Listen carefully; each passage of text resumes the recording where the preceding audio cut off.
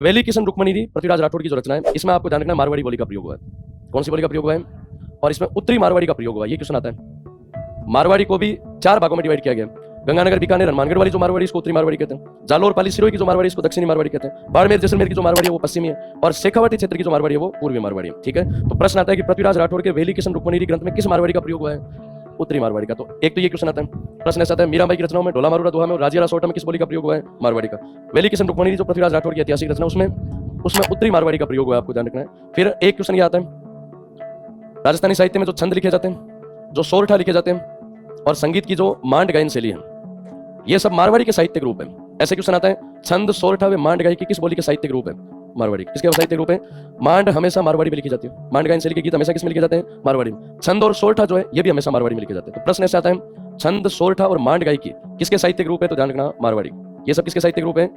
तो ये सब आपको ध्यान रखना मारवाड़ी के रूप है।